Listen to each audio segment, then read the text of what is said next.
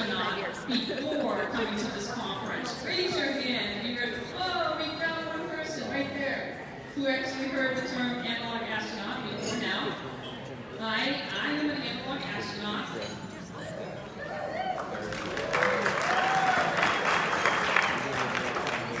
What this basically means is I like to spend time living in Moon and Mars simulations here on Earth. I've lived in 3 Moon-Mars simulations, and I'm going into my 4th in January. But I haven't always been an analog astronaut, and I want to tell you, I want to share with you my story of how I became this and how I now use space to inspire those within my reach.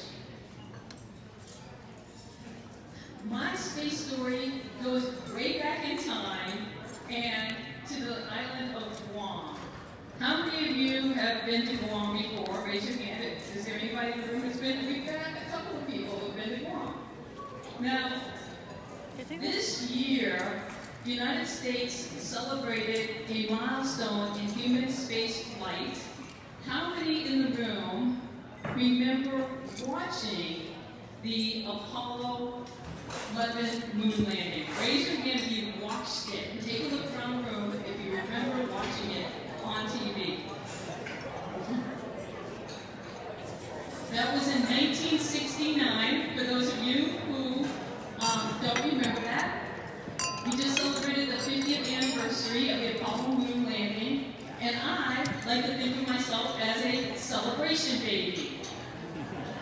I was born 8.5 months after Neil Armstrong took those very famous steps on the moon, and the reason why I was born on Guam was because my father worked at the NASA tracking station located on Guam during the Apollo missions. So both me and my brother were born on Guam. Do we have any other celebration babies in here? Anybody? My father, pictured here, didn't have a college degree, but he had a love of mathematics. And at age 18, he was the youngest and first African American to be employed by the Electrodata Corporation as a technician working in electronic computation. Wow. Yep, at 18, that's how he ended up being at the NASA tracking station working on Guam for the FedEx Corporation later on because of his love for mathematics. I grew up in a household where my father had Neil Armstrong's autograph to him on the wall, along with other really amazing NASA memorabilia. Wow. Unfortunately, I will say that after I was born in 1970, just after Apollo 13, my parents left the beautiful tropical island of Guam, and my dad left NASA working as a contractor there, and we moved to Minnesota where my life in snow began.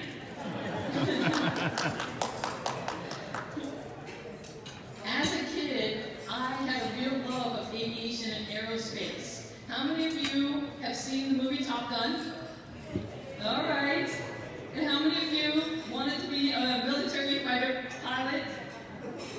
And we've got a few of them in here. I grew up with, I just loved aviation when I was a kid. And Top Gun was one of the big things that helped fuel that. Another thing is, my parents were very supportive. How many of you have heard of the Civil Air Patrol? I was in it too, as a kid, yes. So my father, even though he was like, what, military aviation, he really supported it, and my parents every week would drive me to the Civil Air Patrol. And I always saw myself, when I was a kid, I was going to be an F-16, I was going to go to the Air Force Academy, I was going to fly the F-16, pictured here, and then I was going to transition into becoming the Space Shuttle Commander. Because how hard could that be, right? Be easy to do as a kid. But 2 things transformed my life. The first one was I got glasses.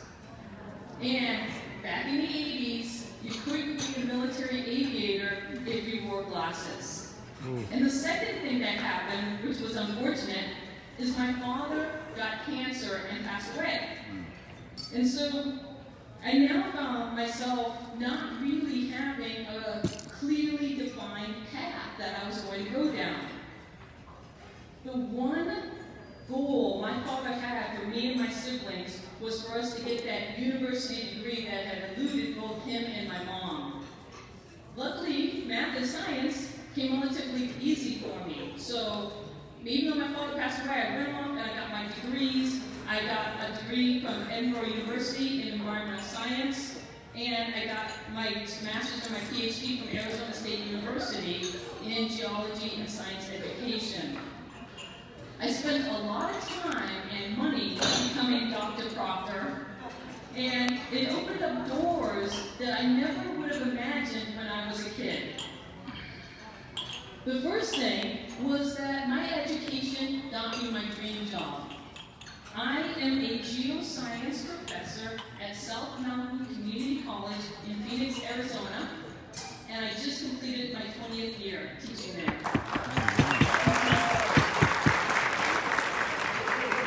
I've been fortunate as a geoscientist to be able to travel and teach around the world, and I even got my pilot's license. Yeah, it was one of the things that after I got my PhD, I wanted to reward myself that I had that love of aviation. So I went and I got my pilot's license. And a lot of people, don't worry, I'm not going to be flying anybody around. I learned that it's easy to get your pilot's license, hard to maintain it because it's so expensive. Do we have any other pilots in the room? Oh yeah, at the back there. Hey, fellow pilot. When I began my teaching career 20 years ago at South Mountain Community College, I was a very traditional science teacher. And what I mean by that is I came through a very traditional science program growing up. One of the most interesting things is that during my entire education, K through PhD, I did not have a single black female science instructor. Not one in my entire science career. And so when I started teaching, I was very traditional in that lecture and lab, teaching my students about rocks and being able to identify geologic process through lecture labs, and that model of being the disseminator of information from me to my students. Now, I also got the chance to teach some astronomy and some solar system stuff, but the astronaut program wasn't even on my radar. In fact, I didn't even know how NASA selected astronauts. How many of you know how NASA selects astronauts? It's really interesting because it didn't even cross my mind. But one of the questions I want to ask the room is, are you an A, B, or C? Take a moment, think about it, and then talk to your neighbor. Are you an A, a B, or C? Why or why not? So take a moment and talk to each other.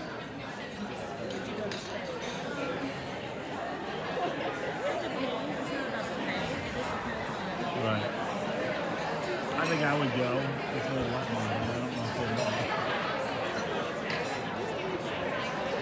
I love aeronautics and aviation, and so it would be something I would do.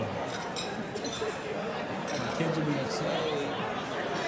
Well, Dad, bring us back something from space, you know? But I'd do it. It'd be cool. Oh, okay, so let's go into space. Who are my A's? Raise your hand high. Let's look around and see these A's. Look at the A's here, right there. I'm right there with you. I'm an A. Get up, send me up, sign me up. I'm ready to go. Who are my B's? Okay, yep. Gotta get paid, I understand. Show me the money. And then who are my C's? Look at all of those C's in the room, right? You're like, And so I was an A, right? I had this love of aviation and aerospace when I was a kid. And all of a sudden, I wasn't thinking about that anymore. I was just doing my thing. I was a community college professor. I was traveling around the world. I was just really engaged in my life.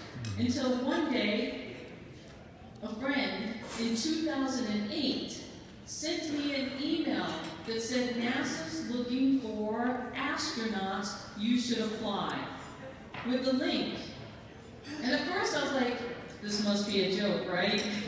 I actually must have laughed out loud when I first came. But I opened up the link and I looked at the qualifications.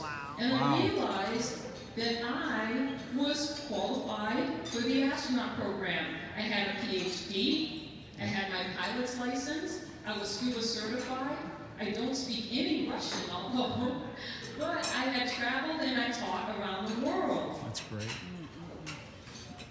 But there was an issue. In my head, all I could think about is, I'm just a community college professor. They will never pick me. They will never pick me. That was the voice inside my head. Limiting belief. Luckily, I also had my father's voice in my head, and it said, what are you talking about? Just apply. And so, thinking about what my father would say to me, made me think, well, okay, I don't have anything, they might not pick me, but I got nothing to lose, I'm going to apply. And I did. In 2009, about 3,500 people applied for the astronaut selection process. From those, that 3,500, 2,800 were considered qualified. That means they met the minimum qualification I showed you on the previous page. From the qualified, NASA determined 450 that they considered to be highly qualified. And you got notified that you were highly qualified when they sent you a note in the mail saying they wanted you to take a Class 2 physical because you were now highly qualified for the astronaut program. But I realized that NASA was seriously looking at me when I was walking across my campus and the chair of my department stopped me and she said, someone from NASA keeps calling about you, wanting a reference check. His name is Leland Melvin. And I went, you mean Leland Melvin, the astronaut? And she said, well, I better get back to him then. And so I had made the 110, and I was invited to Johnson Space Center for a 3-day interview process. This was the photo we took of the first day. They bring you in groups of 10 or 11, and you go for 3 days.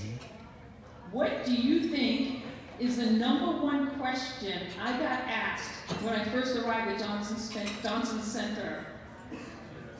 You want to go to space? The #1 question. It's probably the same question that you've asked a lot of people here. It was an identity question. What do you do? Right? What do you do? How we identify ourselves comes up again and again in our lives. And think about it. How often have you asked that question since you've been here at the conference? I just asked you to ask that question to the person next to you. What do you do? In 2009, I found myself at Johnson Space Center surrounded by fighter pilots, doctors, MIT professors. And when they asked me, what do you do? I said, I'm just a community college professor from South Phoenix. I'm just a community college professor from South Phoenix. And in my head, what I heard following that statement was, what the heck am I doing here? When are they going to show me the door? So I had this amazing time meeting amazing people. But I was also convinced that they had made a mistake. How many of you have heard of imposter syndrome? Raise your hand. Yep. How many of you feel like you suffer from imposter syndrome and battle that? I am one of those people who battles with imposter syndrome.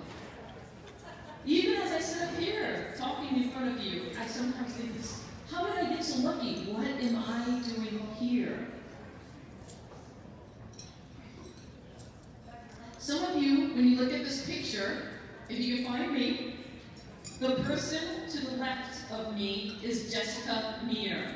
She is currently on the International Space Station, and she is one of the 2 females who recently did the spacewalk, the all-female spacewalk.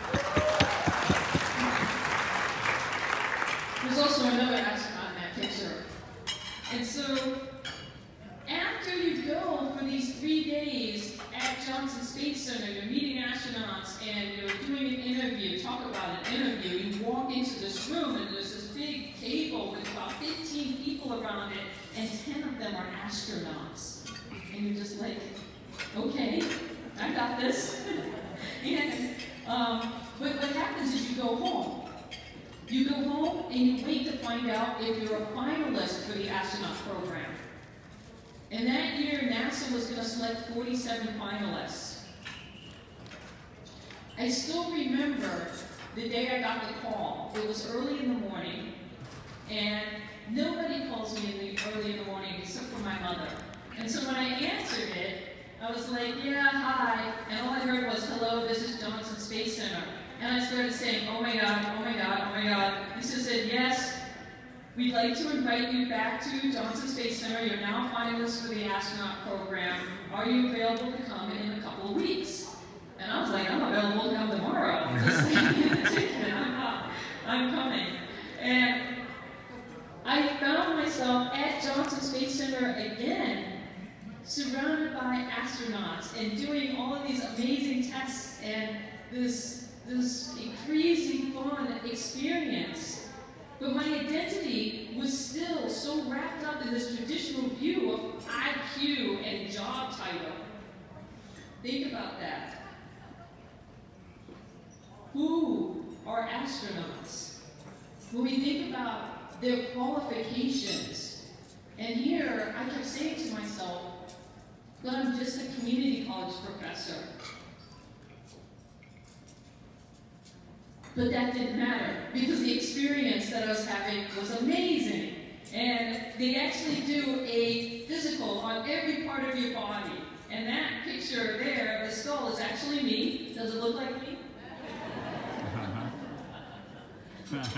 And so I had this experience that I knew I could take back to my students, regardless of the outcome. And so I went home, and I waited. And I waited, and I waited. The application process, in 2008, NASA opened up the application process, and you apply through the USA Jobs. It's just like applying to any other federal job. And then you go through this cycle. So the application had to be in by July 1st of 2008. And NASA went through this whole year-long process of weeding people down and doing interviews. And then finally, they got to the top selection. And out of those 47 finalists, you wait for a yes-no phone call if you're not medically disqualified. And so I wasn't medically disqualified. They have to tell you if you are. And I was waiting. And then one day, the phone rang, and it was Sunita Williams, and it was a no phone call. And I remember I was at Goddard Space Flight Center the day that no phone call came.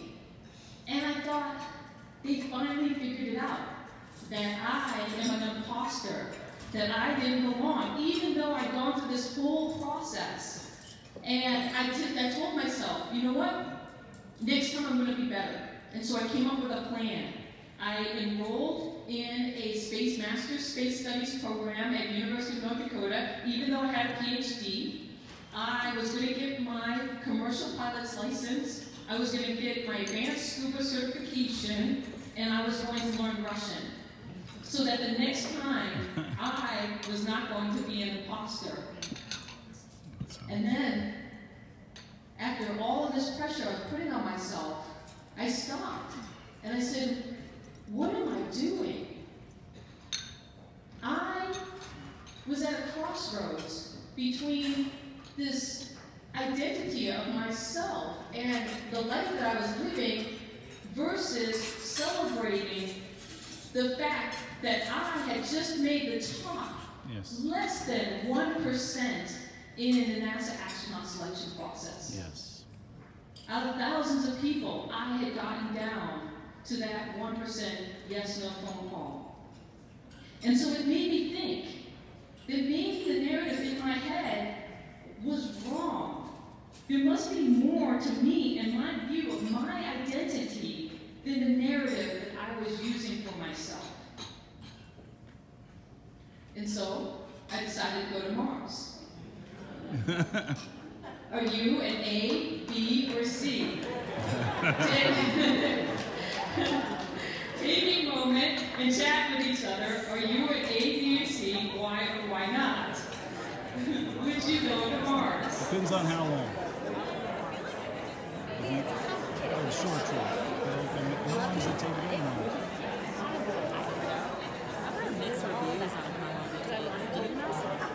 I don't know.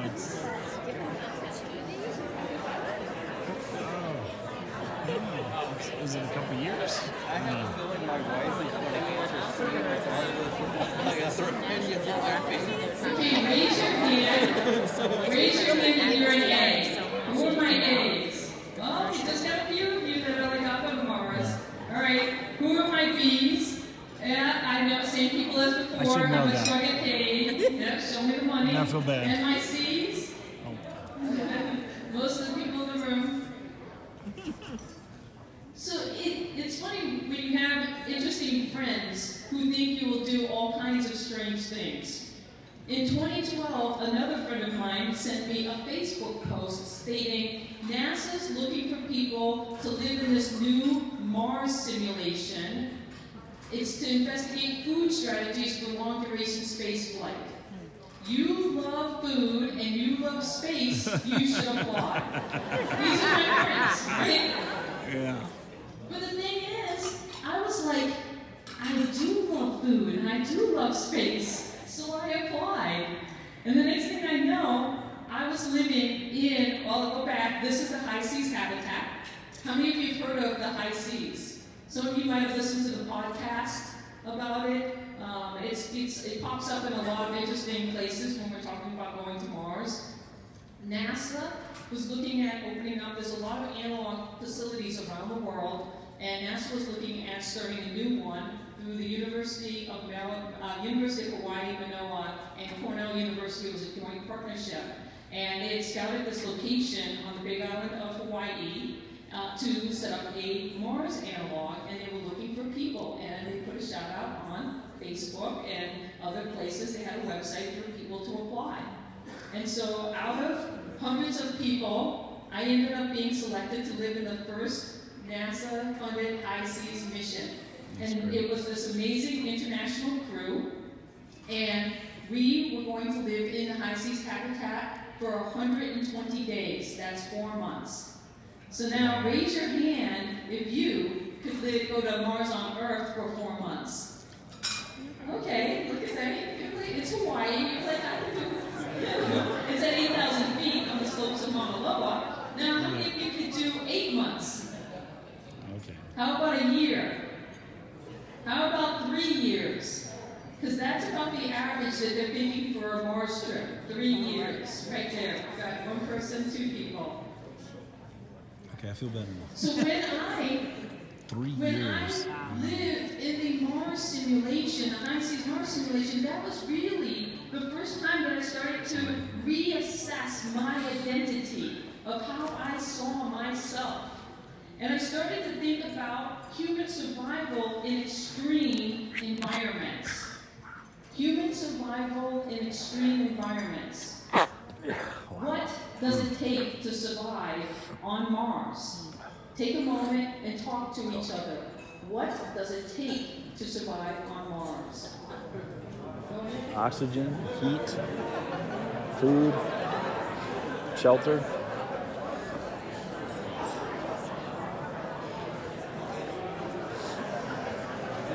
Oh.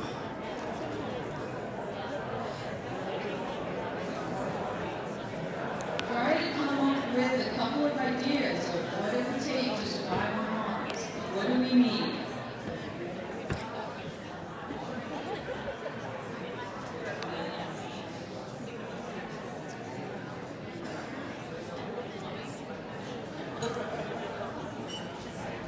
Water. Food, water. that movie Mission to Mars? Yeah. Yeah. With Damon in it. Yeah, that was a good movie. It was a good movie.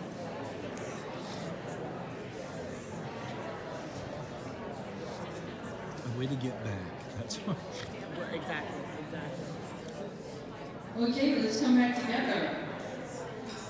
All right, how many of you came up, your first idea was Matt Damon? Yeah. Raise your hand and you're like, well, of course. There you go. Right? That's all you need. That's it. To survive on Mars. What I want you to do now is think about the character Mark Watney and all the skills, knowledge, and tools he had within him to survive in The Martian. Were those any of the things that you mentioned that you need to survive on Mars? I mean, you picked him. You might have said The Martian, Matt Damon, but why? Why? What was it? What were the skills? What were the knowledge? What were the things? And so when I Googled astronaut in qualities that NASA is looking for, there was this list. Take a look at this list and think about the way you describe what it takes to survive on Mars. And were those some of the things that came up in your discussion? Adaptable, resilient, strong mental endurance, problem solver, team player. This is Skills. what NASA's looking in their astronauts. Curious, creative, sensitive, good communicator. Now, I want you to think about this as an educator. What if this had been your student? What if Mark Watney in this scenario existed, and this was your student? Wouldn't you be like, yeah, I taught him. That was my student. I'd be like taking all credit for that. I'd be like, yes, as a science instructor, isn't that what we want? Yes. Our students to have this amazing list of qualities that puts them in situations where you know, where their life, extreme survival, that they have the skill sets Yes. to be able to make it through those kinds of situations, whether it's in Mars or whether it's here on Earth, to have that.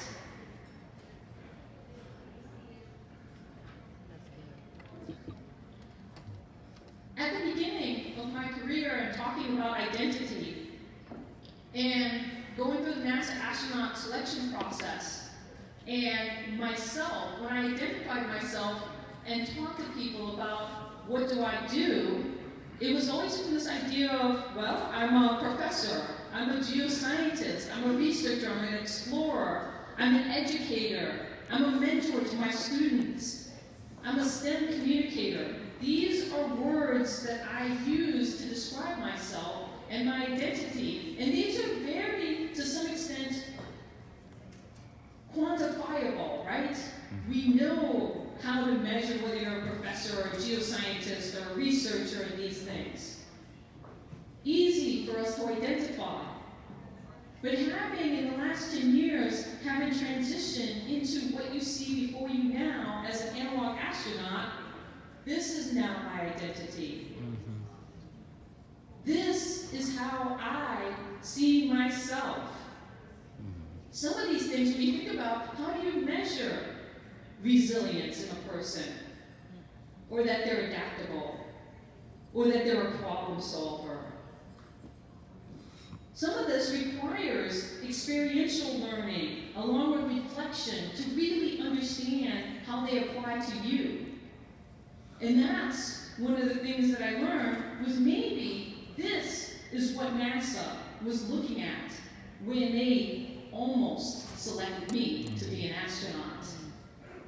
If I can see these things in myself, then maybe I can bring them out, develop them, nurture these things in my students. When I think about education and where do we need to go, I would love to see us talk more about identity in education and strip away these labels we use. Let's shift the conversation we have with our students and each each other and reframe that. Some of you guys might have heard about this study that got a lot of play recently about what students want to be. What do you want to do when you grow up? Kind of question. In the United States, YouTuber. How many of you heard about this? Yeah. That they want to be a YouTuber in the United States, in the United Kingdom, and in China, an astronaut. If you ask me, we're asking the wrong question. Instead of asking, what do you do, or what do you want to be when you grow up, let's ask, what challenges are you working on?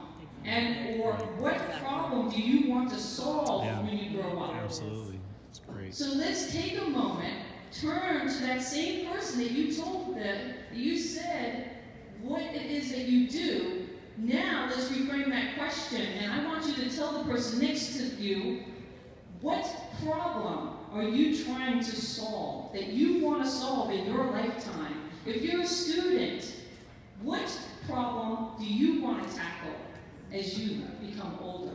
Let's take a moment and talk about that.